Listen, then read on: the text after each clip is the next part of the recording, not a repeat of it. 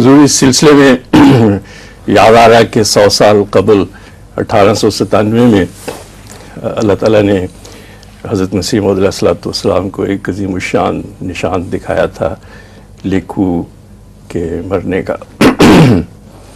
तो ये निशान हिंदू कौम के लिए एक इबरतनाक निशान था, लेकिन बुत परस्ती जो है वो अभी तक बहुत मजबूत नज़र आती है दुनिया में। तो इस कौम ने, इस मज़हब ने उस निशान से कोई फ़ायदा नहीं उठाया। तो हुजूर इस बारे में ये बुत परस्ती का ये जो अंजाम है ये कब हम देखेंगे? लेखू के निशान का बुत परस्ती से कोई ताल्लुक़ नहीं था जी। पहली बात याद रखें जी। वो आर्यावर्त का पहलवान बना हुआ था जो तौहीद के दावेदार थे, और दावा ये था कि आर्यावर्त की जो तौहीद है वो इस्लाम से ज़्यादा शानदार और रोशन है, और इसका फ़लसफ़ा पुरहिकमत और साइंसी हक़ाइक़ पर मबनी है। कुरान करीम नऊज़ बिल्लाहि मिन ज़ालिक फसूदा बातें और किस्से कहानियाँ हैं, और सिर्फ़ तौहीद का एक मज़मून है जो मुश्तरक बाकी बातों में ये दयानंद की जो तालीम और आर्यावर्त की अक़ल और उसके फितरी रोशनी, ये सारी मरहून मन्नत है वेदों की। तो जदीद को एक बहुत ही कदीम से वो जोड़ते थे, और बीच में कुरान की तालीम को जो मुकाबलतन बिल्कुल नई थी फरसूदा तालीम करार देते थे। ये था उनका खुलासा दावी का, और जंग के जो दाव पेच उन्होंने इख्तियार किए थे। हज़रत मसीह अलैहिस्सलाम ने जिस तरह आर्यों को रगेदा है और बहुत ज़ोर से पछाड़ा है चैलेंज दे देकर, उसके गहरे ज़ख्म उन पर लगे।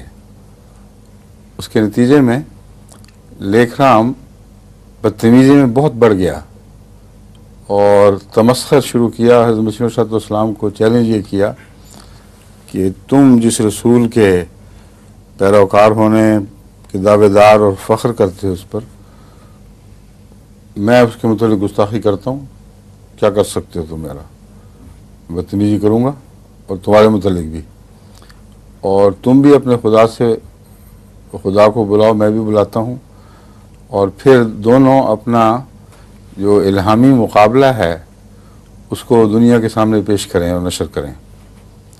हज़रत मसीह अलैहिस्सलाम ने इसके नतीजे में दुआ की है। इसकी बदगोई और बदतमीज़ी रसूल सल्लल्लाहु अलैहि वसल्लम के ख़िलाफ़ थी, और उस पर आपको रोया में वो फरिश्ता दिखाया गया जो सुर्ख आँखों वाला, और वो लेखराम का पता कर रहा है और खंजर के साथ उसको हलाक करने का इरादा रखता है।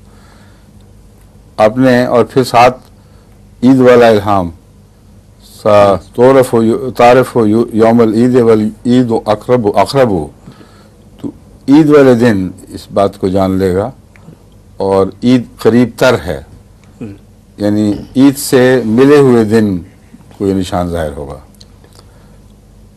और आपने इसकी मुद्दत लिखी कि 6 साल के अरसे में ये निशान ज़ाहिर हो जाएगा। उसके मुकाबले पर लेखराम ने एक पेशगोई की, उसने 3 साल की मुद्दत मुअय्यन की थी, और मैं समझता हूँ कि जो 6 साल का लंबा अरसा है वो उस 3 साल को तोड़ था, और उसकी नामुरादी को उस पर जाहिर करना और 100% साबित करना पेश नज़र था। वरना अमूमन इतने लंबे अरसे की दूर की खबर अजीब लगती है। और ये वाक़या हुआ है हज़रत मुस्लिम मौऊद की पैदाइश से पहले जी, और ये जो उसके वक्त मुकर्रर हुआ है उसकी हलाकत का वो 6 साल बाद जी। तो आपने इसको 97 में कहा है। हज़रत मुस्लिम मौऊद की पैदाइश तो 89 की थी।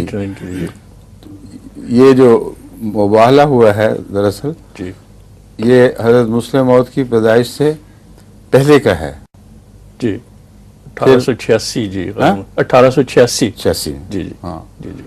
और वो जो वक्त मुकर्रर हुआ है 6 साल का, ये फिर उसके बाद हुआ होगा 1893 में जी। हाँ, मैं ये अर्ज़ करना चाहता हूँ कि 1899 से पहले जी लेखराम ने अपना वो जो दावा था वो शाया कर दिया, जी और उसकी इसलिए मुझे यकीन है कि उससे पहले का है कि वो कहता है कि इन्होंने इल्हाम ये बनाया है कि मुझे खुदा एक बेटा देगा जो दुनिया में शोहरत पाएगा और ये होगा और वो होगा, और मुझे मेरे खुदा ने मुत्तली किया है कि ये सब झूठ है, शैतानी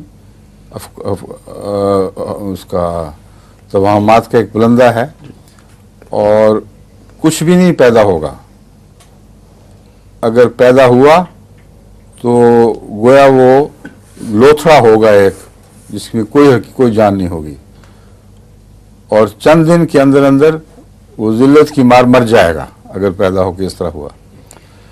और 3 साल के अंदर अंदर कादियान से मिर्ज़ा और इसके पैरोकारों का निशान मिटा दिया जाएगा, और ये जो कहता है कि ज़मीन के किनारों तक शोहरत पाएगा, किनारों तक, तो कादियान में ही उसकी शोहरत दफन होकर ख़त्म हो चुकी होगी। ये जो पेशगोई थी ये लाजिम है कि हज़रत मसीह मौऊद अलैहिस्सलाम की 86 की पेशगोई के बाद हुई है और मुस्लिम मौत की पैदाइश से पहले हुई है। ठीक है। ये जो 6 साल का अरसा बनता है ये 95 पे बात ख़त्म होती है। 93 में ये 6 साल की जो थी ना पेशगोई आलम जी, 1893 में जी 6 साल का जो था ना, 6 साल के अंदर ये खत्म हो जाएगा। आप 97 क्यों कह रहे हैं? क्योंकि हुआ वाकया 97 में हुआ ना जी। ये मैं कहना चाहता हूँ, इसको देखें जी। पहला जो मुकाबला है जी उसमें 6 साल की शर्त नहीं हुई, नहीं उसके बाद हुई है जी, जब उसने अपनी पेशगोई शाया कर दी है। जी समझे? जी जी जी। मैंने एक दफ़ा इसको सॉर्ट आउट किया था, और इसके जो 6 साल का अरसा है वो इतना कतई और यकीनी बनता है कि किसी दुश्मन ने भी इस पर एतराज़ नहीं किया। अगर इसमें कोई शक होता तो लाजमन दुश्मन को एतराज़ उठाते कि जो झूठा निकला, 6 साल गुजर गया, कुछ नहीं हुआ।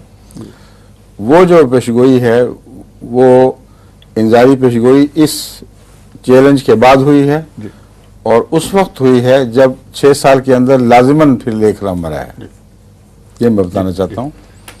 इसके लिए आपने जब सवाल तैयार किया था तो अगर तारीखें साथ ले आते जी तो ज़्यादा अच्छी बात होती। वो इतना हम सवाल और ऑफ हैंड इसका जवाब दिया जाए जबकि तारीखें वाज़ेह ना हों तो ये ठीक नहीं है। वाकया तो 6-7 नहीं, इस तरह नहीं है। मैंने इस पर बाकायदा मज़मून भी लिखा हुआ है, इसके हुजूर ने फजल उमर में भी डिस्कस किया। हाँ, डिस्कस किया हुआ है। हाँ, फजल किताब में उसमें तमाम तारीखें और पूरे पूरा केस लिखा हुआ है, पूरा केस है। तो वो उस वक्त मेरे जहन में ये बहुत देर हो गई है, सालों का तो मुझे एग्जैक्ट बयान ही याद नहीं तारीखों का, लेकिन ये जो मैं आपको सीक्वेंस बता रहा हूँ, तरतीब, ये बयान ही इसी तरह हुई है। आपकी पेशगोई मुस्लिम मऊद के बाद लेखराम ने वो जवाबी ताली शाया की है, और मुस्लिम मऊद की पैदाइश से पहले।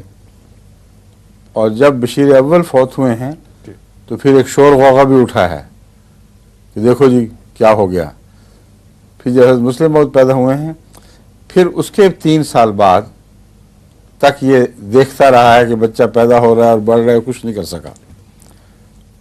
और फिर वो 6 साल की जो मुद्दत पूरी हुई तब ये मारा गया है। तो ये वो हकीकी तरतीब है। तारीखें कहाँ कहाँ फिट होती हैं, किस किस तारीख को क्या हुआ था, ये देख के तैयारी करके जवाब देना चाहिए था। मैं कर लूँगा, अब देख लूँगा। तो अगली मजलिस जो भी होगी, यही मजलिस, उसमें इंशाल्लाह पूरी तफासिल सामने रख दूँगा।